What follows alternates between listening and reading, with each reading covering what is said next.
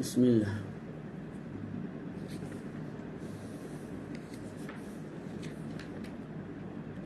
Bismillahirrahmanirrahim. Alhamdulillahi rabbil alamin. Wassalatu wassalamu ala maulana Rasulillahil amin wa ala alihi wa ashabihi at-tayyibin at-tahirin. Qala rabbi shrah li sadri wa yassir li amri wahlul 'uqdatam min lisani yafqahu qawli. فنوينا التعلم والتعليم والتذكر والتذكير والنفع والانتفاع والإفادة والاستفادة والحث عن التمسك بكتاب الله وسنة رسوله صلى الله عليه وآله وسلم والدلالة على الهدى ابتغاء مرضاته وثوابه وقربه سبحانه وتعالى. السلام عليكم ورحمة الله تعالى وبركاته. الحمد لله. Bersyukur kita kepada Allah Subhanahu Wa Taala kerana masih diberi ruang kesempatan untuk sama-sama berkumpul pada petang yang berbahagia ini bagi meneruskan sesi bacaan kitab At-Taqriratus Sadidah fi Al-Masail Al-Mufidah. Jadi kita dah masuk pada salat yang ke-5, iaitu as-subhu, salat subuh.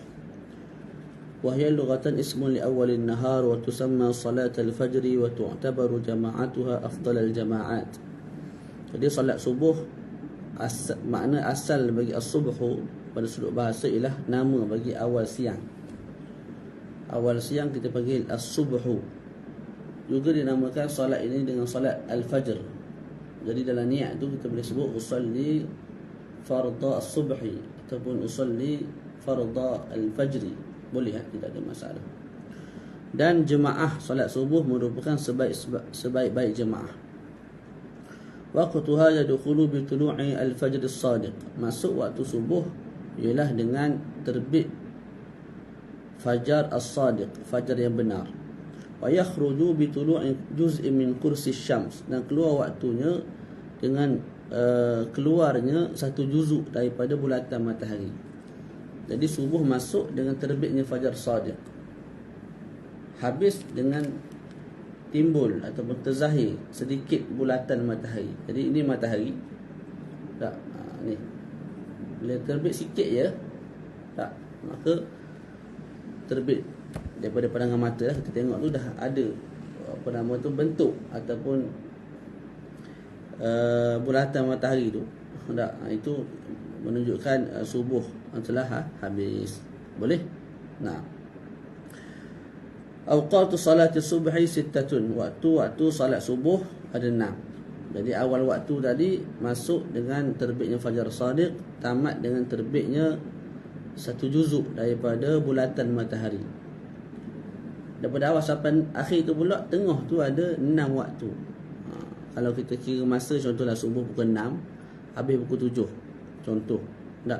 Maka dalam sejam tu dia ada 6 waktu pula dibahagikan.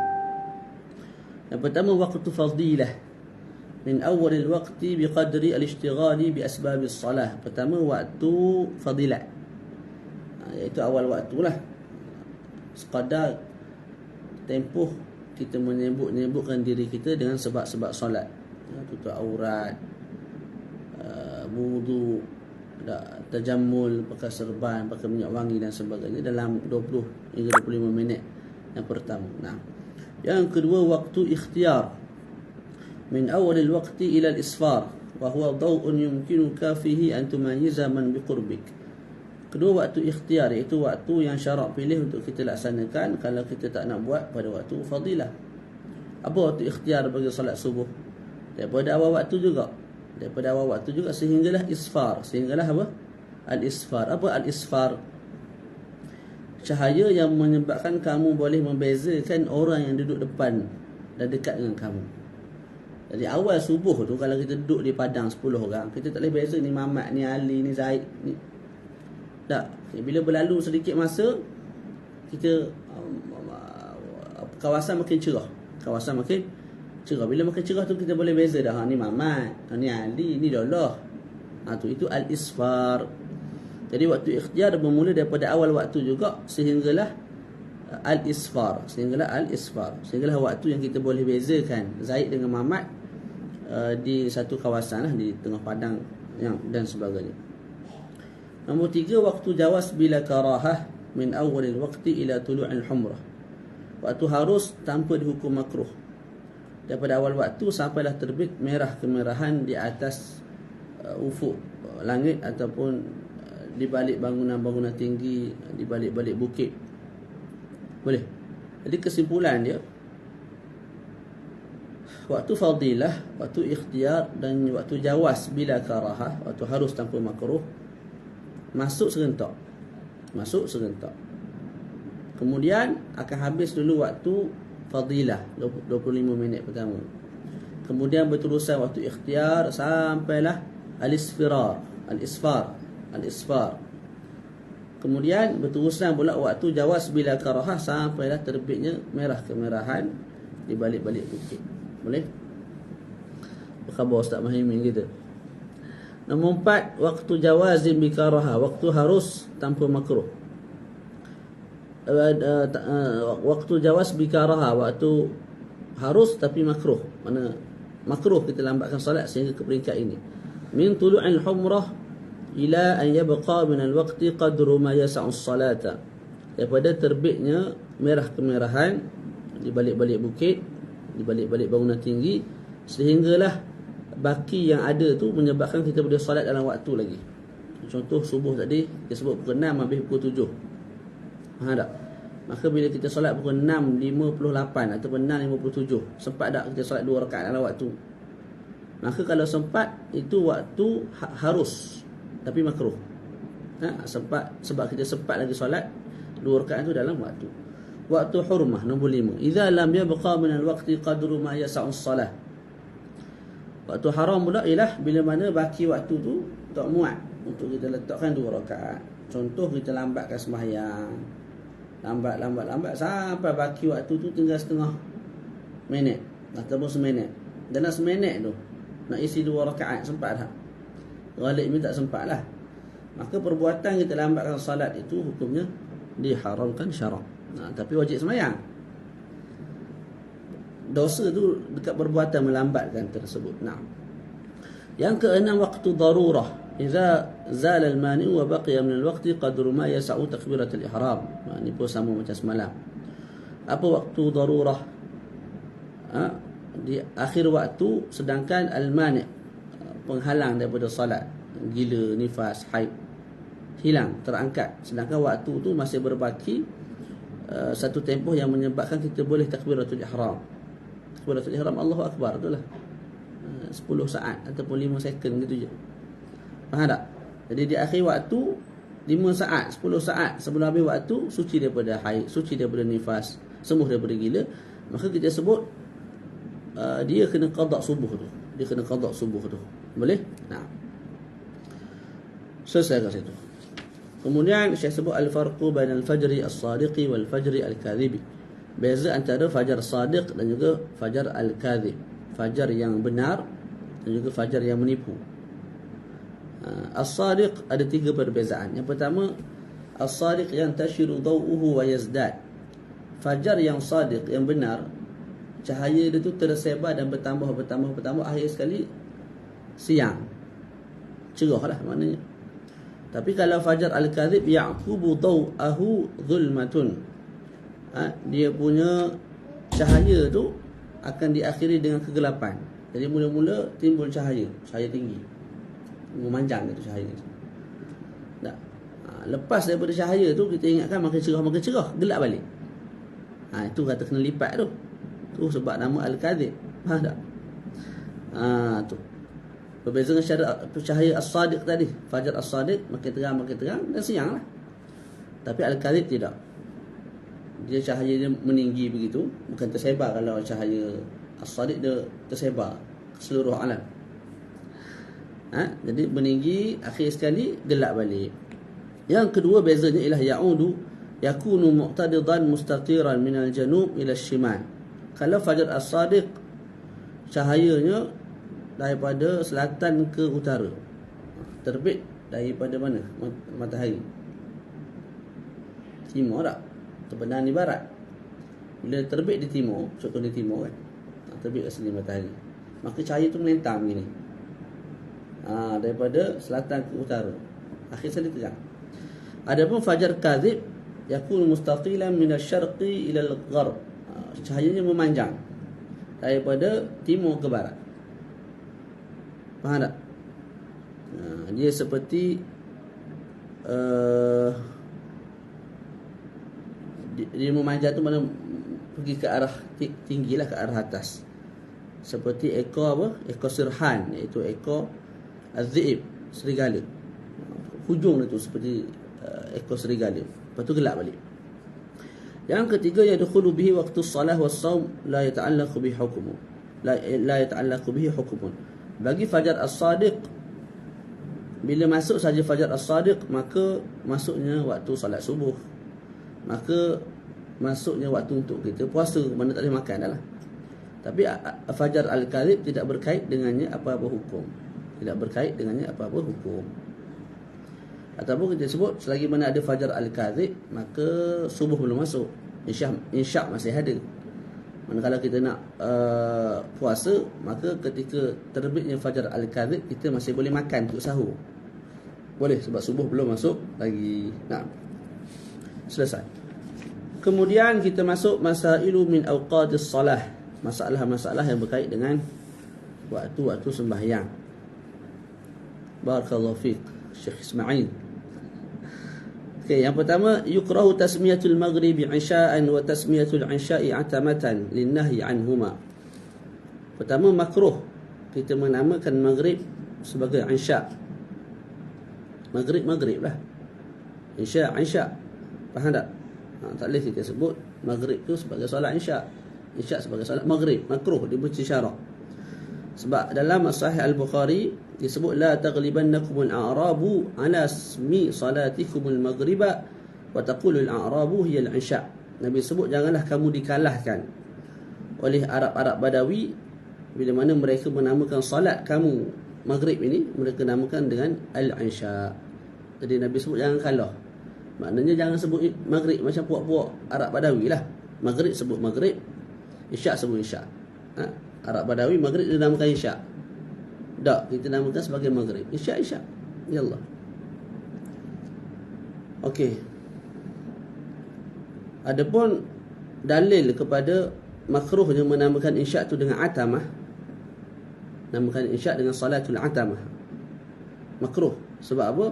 Dalam Sahih Muslim disebut la taghlibannakumul a'rabu 'ala ismi salatikum.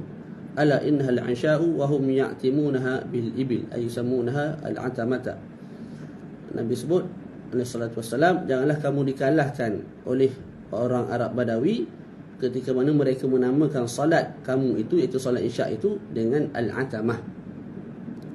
Maka salat isya' kita panggil al-isya', jangan panggil al-'atamah. Kita memang panggil dah lagu tu dah, ni Arab lah. Kita tak pernah dengar orang panggil solat maghrib isya', solat isya' atamah. Tapi ni Arab. Mungkin berkait dengan sudut bahasa dia orang, maka dia namakan begitu sehingga menyebabkan kekeliruan lah. Maka dilarang. Makruh lah, taklah haram. Wa yukrahu an-nawmu qabla salati al-isya' wa ba'da salati as-subh wal 'asri. Kemudian makruh, maknanya dibenci syarak, tidur sebelum solat isya'. Mana kalau nak tidur solat isya' dulu baru tidur. Wa ba'da salati as-subh wal 'asri. Begitu juga makruh tidur selepas solat subuh dan juga selepas solat asar. Faham tak? Jadi mak ayah kita biasa pesan tak? Lepas solat subuh jangan tidur. Sempit rezeki. Maknanya ada pegangan mak ayah kita ni. Ngaji awal daripada kita lagi lah. Tu. Wa yukrahu as-samaru bi kalamin ba'da al-isya' illa fi khair. Dan makruh kita as-samar. As-samar ni al-kalam fil lail, mana bercakap pada waktu malam, sembang. Makruh. Makruh bercakap, bersembang selepas daripada isya', melainkan pada perkara kebaikan. Maknanya selepas solat isya' tu kalau tak ada kerja dah, boleh tidur lah. Tak. Maknanya kalau lepas isya' tu nak tengok TV, nak bersembang, borok, tak tentu color sekali, tengok bola, tu semua tu makruh, dibenci syarak. Melainkan benda baik. Lepas isyak nak buat dars, ataupun ada muzakarah, ataupun nak bersembang dengan anak-anak isteri, ataupun muasyarah az-zawjain, itu tidak ada sebarang masalah lah. Boleh? Saya baru tanya guru saya, Syekh Mustafa. Tak, sebab bila saya bersembang dengan dia, saya sebut saya mengajar kitab Tuhfatul Ikhwan fi Ilmi Bayan, dia pun tu beritahu aku ada apa? Karang hasyiah kat atas kitab ini. Dia pun hantar PDF. Tadi saya tanyalah, Syekh nulis bila? Sempat pula menulis pas satu kitab nulis. Jadi Syekh jawab, aku lepas isyak biasa terus tidur lah.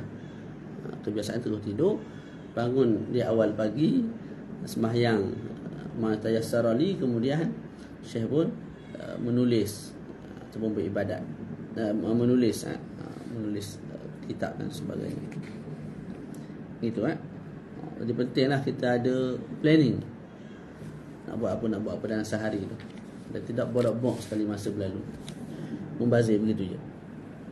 Barakallahu fiik. Nombor 2, hukmu man madda as-salata hatta waqa'a juz'un minha kharij al-waqti fihi tafsil. Hukum orang yang memanjangkan salat sehingga salah satu juzuk salat itu berada di luar waktu. Padanya ada 3 perincian. Taratan yabqa min al-waqti qadru ma yas'u as-salata bi sunaniha fal maddu khilaful aula. Yang pertama, waktu yang ada tu memang cukup untuk kita buat perkara fardu, rukun dan juga perkara sunat. Contoh sekarang ni pukul berapa? Pukul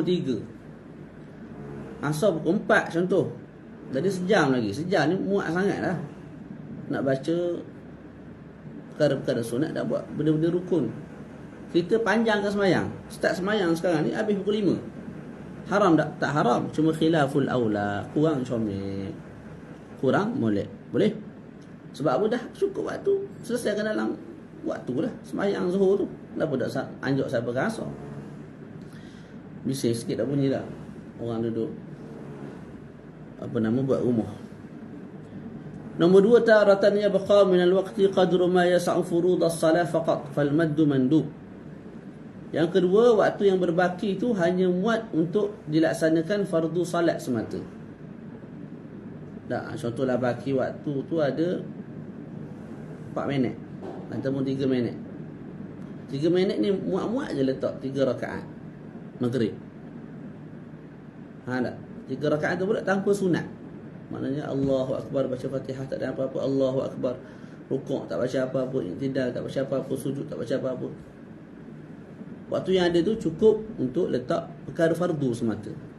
Maka ketika itu sunat kita memanjangkan sehingga keluar waktu. Sebab apa? Kita nak buat perkara-perkara sunat sekali. Jadi kita lamakan sikit sembahyang sampailah masuk solat fardu asar. Boleh? Tentu. Faham betul? Okay, yang ketiga, taratan yabqa min al-waqti qadru ma la yas'u furudaha fal maddu haram. Yang ketiga, baki waktu tak muat nak letak fardu sembahyang pun. Zuhur contohnya, baki waktu tu ada seminit muat dah letak 4 rakaat. Confirm tak muat je. Bapak laju kalau sembahyang tak ada tahu mana dah apa, tak muat. Faham tak? Jadi 4 rakaat letak dalam seminit yang berbaki tak muat. Bila tak muat fardu dalam waktu, maka haram dipanjangkan. Faham tak? Malah ketika itu wajib dia buat fardu semata-mata. Haram dia tambah benda-benda sunat dan sebagainya. Boleh. Jadi kesimpulan dia, kalau waktu tu cukup untuk letak sunat dan fardu, maka kita panjangkan sehingga ke luar waktu, khilaful aula, kurang molek. Tapi kalau baki waktu tu ada 4 minit, muat untuk 4 rakaat semata tanpa sunat, maka sunat kita panjangkan sehinggalah masuk waktu solat asar. Kalau masalah zuhur lah. Yang ketiga, waktu yang berbaki tu tak muat untuk letak fardu pun. Baki seminit, 2 minit nak letak 4 rakaat, mana dah? Tak, 4 rakaat yang sunyi daripada sebarang sunat tak muat, tak cukup waktu. Maka ketika itu wajib buat fardu saja. Haram kita panjangkan tambah benda-benda sunat. Ya Allah.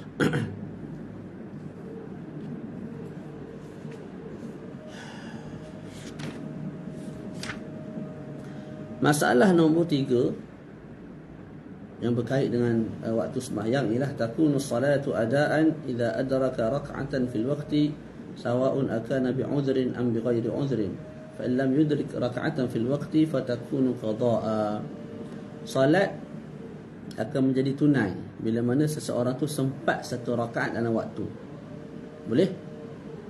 Ini nak namakan tunai ataupun qada. Maka tunai ialah bila mana kita sempat solat satu rakaat dalam waktu, sama ada kita melambatkan solat tu kerana uzur ataupun tidak. Tak, cuma kalau kerana uzur tak berdosa. Tanpa uzur berdosa. Nanti kita terang lebih sikit. Fa in lam yudrik rak'atan, kalau tak sempat satu rakaat dalam waktu, maka namanya qada. Dia gini. Kita ada qada, kita ada tunai. Tunai kalau sempat satu rakaat dalam waktu. Qada kalau tak sempat satu rakaat dalam waktu. Okay, setiap ni pula dia ada dua. Ada yang berdosa, ada yang tak berdosa, ada yang berdosa, ada yang tak berdosa. Tunai ada kala berdosa. Bila berdosa? Sengaja lambatkan tinggal baki seminit semayang. Allahu Akbar. Dan satu rakaat dalam waktu. Dan satu rakaat dalam waktu. Tapi lambat tu sebab apa? Sengaja. Maka kita sebut namanya ada tunai tapi berdosa. Boleh? Yang kedua ialah tunai dan tak berdosa. Contoh lambat tu sebab tidur. Dia tidur sebelum zuhur, bangun-bangun tu baki tinggal seminit, dia pun semayang. Contohlah dia tidur dalam keadaan duduk ni tak pakai wuduk, tak air wuduk apa semua semayang tu. Faham betul? Jadi ketika itu namanya ada kalau sempat satu rakaat dalam waktu dan tak berdosa sebab lambat tu kerana uzur. Yang kedua qada. Qada pun sama. Ada kala qada tu berdosa, ada kala qada tak berdosa. Qada berdosa sengaja lambat lah, sehingga menyebabkan solat akhir waktu tu sebab baca Fatihah je. Sebab baca Fatihah sahaja, kemudian orang azan, so kita sebut berdosa sebab sengaja lambatkan. Faham betul? Yang kedua, tidur sebelum zuhur lagi, bangun-bangun tu pukul 5 petang dah. Orang azan asar, orang siap asar apa semua dah. Faham tak? Dia pun semayang zuhur qada. Tapi berdosa tak? Tidak berdosa kerana uzur. Tu. Jadi ada adat yang berdosa, ada adat yang tidak berdosa, ada qada yang berdosa, ada qada yang tidak berdosa. Nombor 4. Kita start pukul berapa ni? Tak boleh lama-lama. Orang bosan dengar.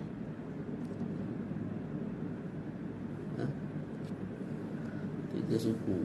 Kita start 3:45. Tak sampai setengah jam ni. Nombor 4, afdalul a'mali, sebaik-baik amalan.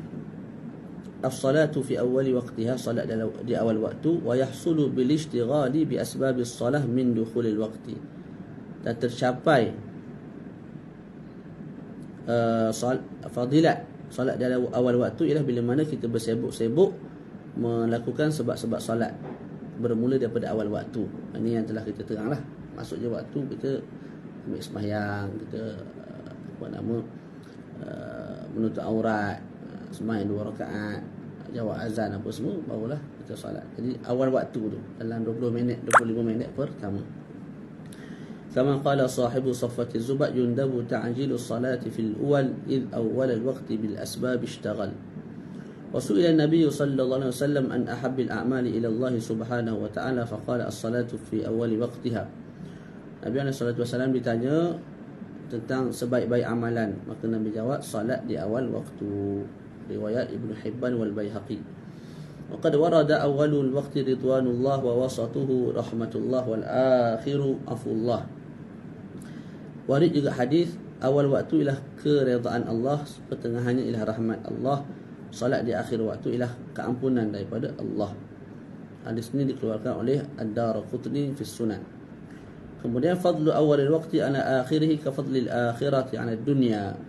Salat di awal waktu berbanding di akhir waktu, fadilatnya ialah seperti mana fadilat dunia fadilat akhirat ke atas dunia. Hadis dikeluarkan oleh Ad-Dailami fi Musnad Al-Firdaus. Biasa dilemah ni. Kalau sebut Musnad Al-Firdaus ni biasa dilemah. Wallahu a'lam. ويندب تأخير الصلاة عن أول الوقت في 27 سورة. Turia. Kenapa kakak? Kenapa? Ni dah. lapar tak? Lapar. Apa perut lah. Saya ambil buat ni. Minum. Saya ambil panas. Ya Allah. Wa yundabu ta'khirus salati an awalil waqti fi 27 suratan. Disebut disunatkan melambatkan salat daripada awal waktu pada 27 gambaran. Jadi awal asal kepada salat ni afdalnya awal waktu. Asal kepada salat afdalnya awal waktu. Tapi disunatkan juga kita lambatkan sembahyang pada 27 gambaran. Kita baca sikit lagi tak? Kita baca dhabit dulu. Dhabit tu dhabit kepada perkara ini. Idza kana ta'khiru min maslahatis salah fa yusannu ta'khiruha. Bila mana melambatkan solat itu dari merupakan bertujuan untuk maslahat sembahyang. Idza kana ta'khiru min maslahatis salah, bila mana melambatkan solat itu untuk menjaga maslahat sembahyang, maka ketika itu sunat kita takhirkan sembahyang. Dalam nas atas tu disebut al-ibradu bidh-dhuhr. Antaranya ialah kita al-ibrad untuk solat zuhur. Satulah gambaran ditulis atas tu dan ditulis syarat-syarat ibrad ada 5. Kita baca bawah dulu nota kaki ya. Jama'ah Sayyid Abdul Rahman Al-Mashhur fi Bughyatil Mustarsyidin faqal. Jadi Maulana Syekh Abdul Rahman Al-Mashhur dalam Bughyah menyebut 27 gambaran tersebut. Faqala yundabu ta'khirus salah min awwali waqtiha fi 27 surah. Disunatkan lambatkan sembahyang pada 27 gambaran. Pertama, as-sabiyyu idza alima bulughahu asna al-waqti bis-sin. Budak kecil yang belum balik, yang dia tahu dia akan balik dengan umur di tengah waktu. Umur 15 tahun lah, penuh 15 tahun. Di awal waktu dia belum balik, tapi sikit lagi dia akan balik tengah waktu. Balik dengan apa? Balik dengan umur. Maka sunat bagi dia lambatkan sikit sembahyang. Sembahyang ketika mana kamu dah balik dengan waktu tadi. Waliman ghalabahu an-naum ma'a sa'atil waqt. Begitu juga orang yang dikuasai oleh tidur. Tahu dikuasai oleh tidur, mana tak boleh nak sembahyang, memang mata kita bangun pun rasa nak tumbang. Dia mengantuk. Kalau mengantuk, biasa mengantuk, basuh dengan muka, basuh dengan air, beres muka. Ini dikuasai oleh tidur ni, dia bukan mengantuk biasa lah. Sangat-sangat mengantuk. Sangat-sangat mengantuk. Kita semua penuh rasa lah perkara tu tak. Buat kerja dan sekejap tak boleh, kena tidur dulu. Tu man ghalabahu an-naum. Jadi orang yang dikuasai oleh tidur, oleh mengantuk, maka tidur dulu. Tak, lepas tu bangun tu baru solat. Supaya kita tidak solat dalam keadaan terlalu mengantuk. Bila sunat dia melambatkan solat ini, kalau waktu tu masih luas, kalau baki 3-4 minit lagi nak keluar waktu, kena sembahyang terus lah. Faham tak? Kena kawal diri daripada mengantuk, sembahyang terus. Kemudian waman raja zawala udhri qabla fawatil jumu'ah. Barang siapa yang berharap hilangnya uzurnya sebelum hilangnya Jumaat. Ini wallahu a'lam. Itu maksudnya. Boleh jadi maksudnya semayang satu tim kot. Seorang yang berharap hilangnya uzurnya sebelum terluputnya Jumaat. Jadi kawannya ada sakit, tak? Dia berharap sakit tu akan hilang. Bila hilang? Tengah waktu. Maka sunat bagi dia sembahyang lambat sikit. Tapi sebut kat sini qabla fawatil Jumaah, sebelum terlepas solat Jumaat. Mungkin sembahyang satu tim, Wallahu a'lam. Maknanya kita jangan sembahyang lagi, tunggu kawan ni sembuh ke, sebab ramai sakit sebagai contoh kan. Kita sembahyang lambat sikit supaya sahabat-sahabat kita yang sakit-sakit ni, yang asal tak boleh pergi masjid, boleh pergi masjid. Ini lambatkan sikit. Sampai baki tinggal 40 minit tu barulah start khutbah apa semua, baru sembahyang. Yang itulah wallahu a'lam. Kalau seorang, wallahu a'lam, saya tak reti nak buat gambarannya. Wa man tayaqqana al-jamaah. Siapa-siapa yang yakin ada jemaah di akhir solat. Kalau sembahyang seorang awal waktu, sembahyang seorang. Kalau sembahyang di awal waktu, sembahyang seorang. Kalau sembahyang di awal waktu, sembahyang seorang. Di akhir waktu yakin ada jemaah, sembahyang di akhir waktu. Ataupun lambat sikit. Walida'imil hadas rajalin qita', orang yang sentiasa berhadas, sentiasa keluar kencing, tak sentiasa keluar kentut, tapi dia berharap benda tu akan sembuh sebelum keluar waktu, maka sabarlah kejap, tunggu 10-20 minit lagi baru sembahyang. Tak, ketika itu hadas kamu tadi tu dah tak ada, penyakit tu dah hilang, dah sembuh. Walil khuruji minal amkinah allati tukrahu fiha as-salah, dan untuk keluar daripada tempat-tempat yang dimakruhkan solat padanya.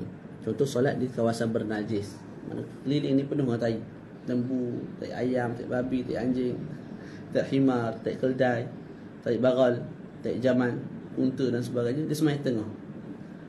Tak, molek bagi dia tangguh semayang, jangan semayang awal waktu, tunggu sikit lagi keluar semayang kat luar tu, tempat bersih.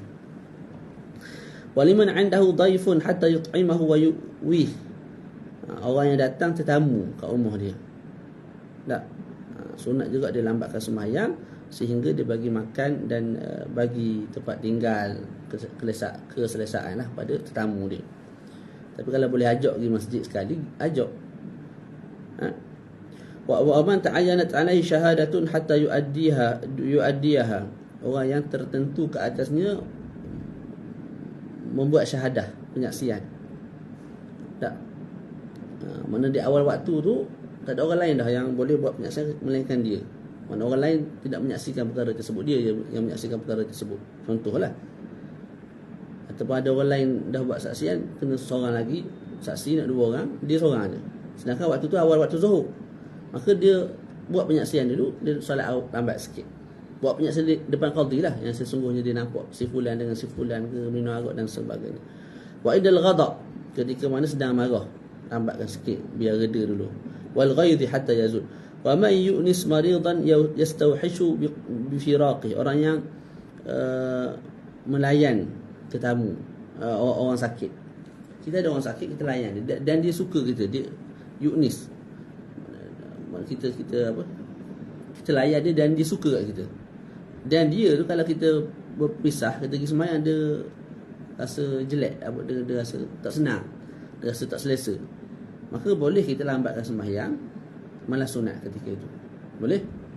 Tapi dengan syarat tadilah, orang tu memang sayang kita. Kalau kita pergi balik awal, dia rasa sedih, rasa tu, rasa ni, tak, maka kita tunggulah kejap, walaupun awal waktu sembahyang lambat sikit.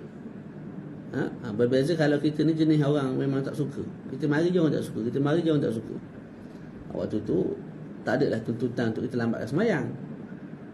Memang duduknya kita di situ tu menyusahkan pesakit, makin sakit kat orang tu. Kita beredar untuk solat awal waktu.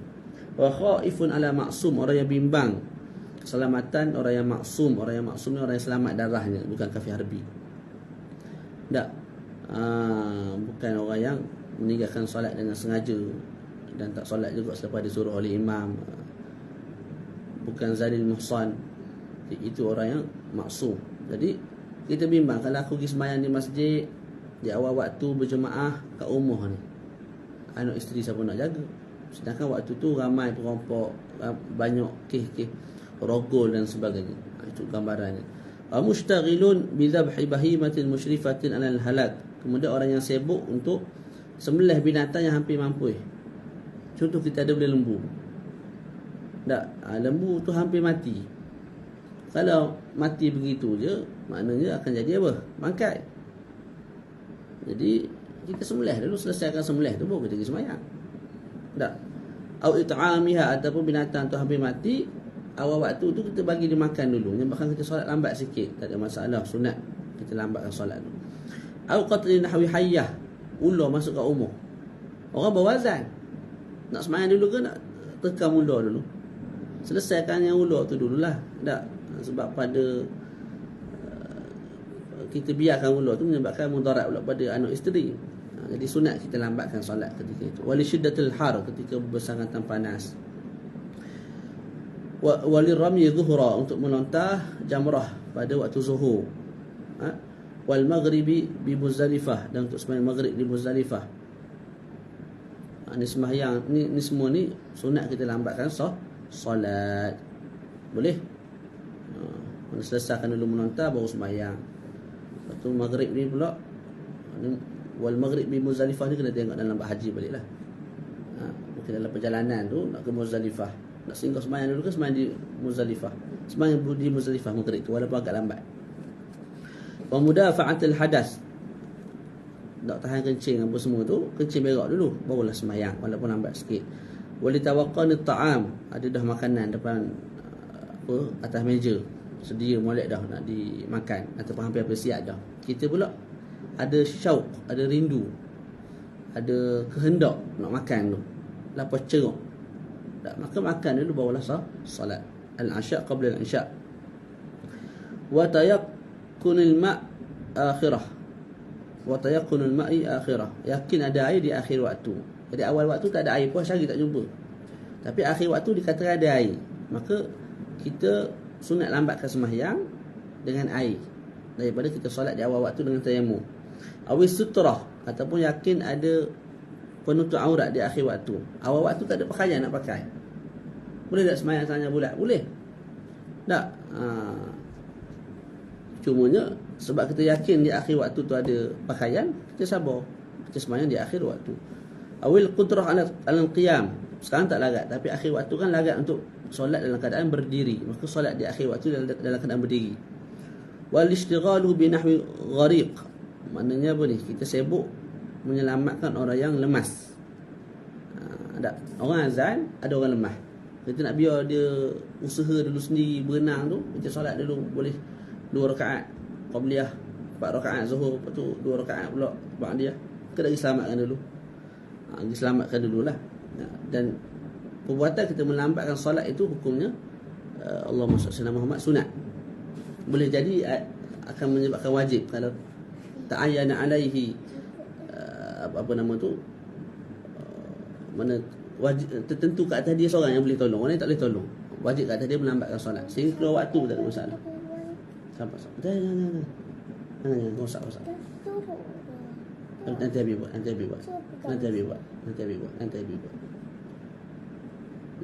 Sabar.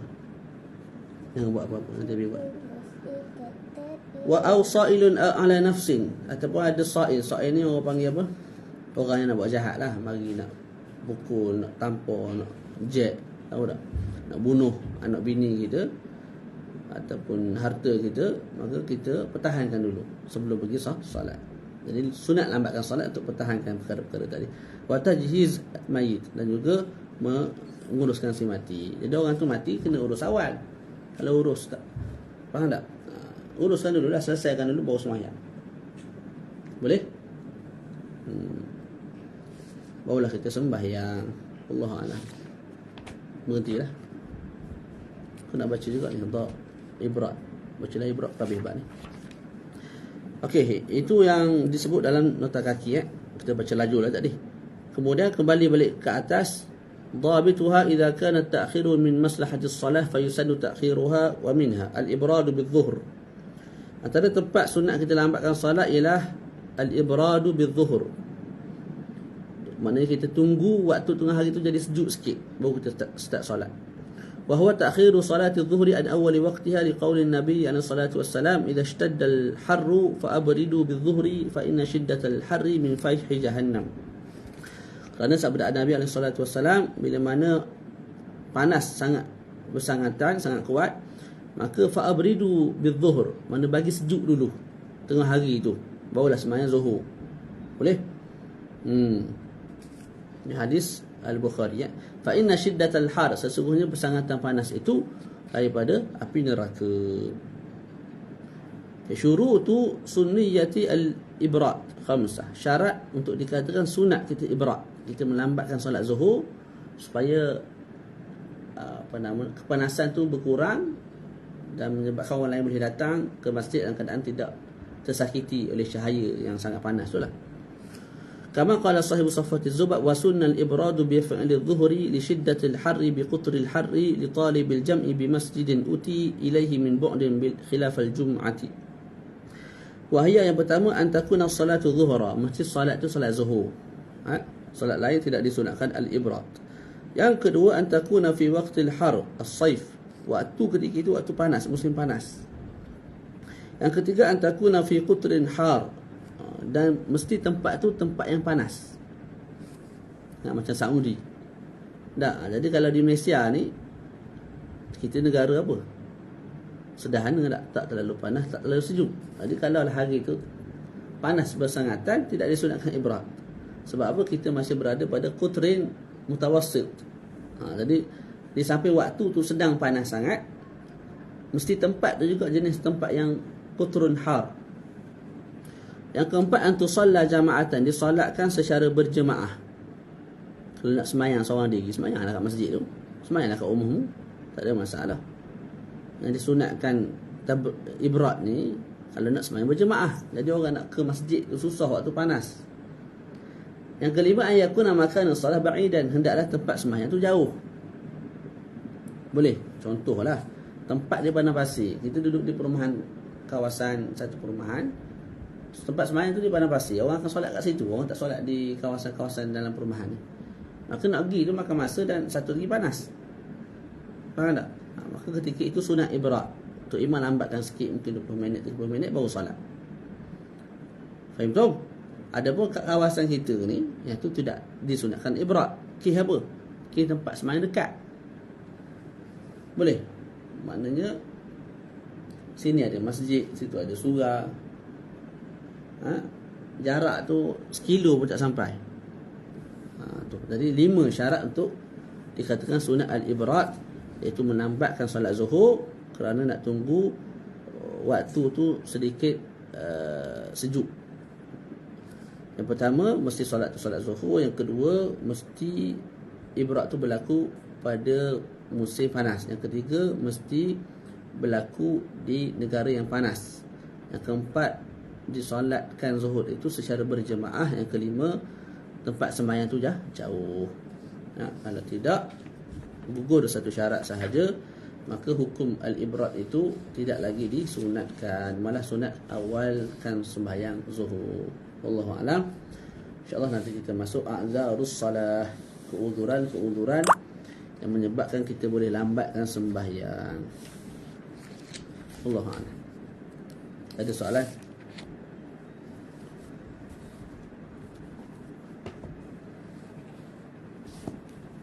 Tak ada.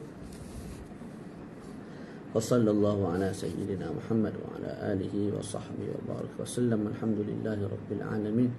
السلام عليكم. Ada berapa soalan? Apa tu? Ustaz, solat sunat isyraq pukul berapa? Apa dia solat isyraq?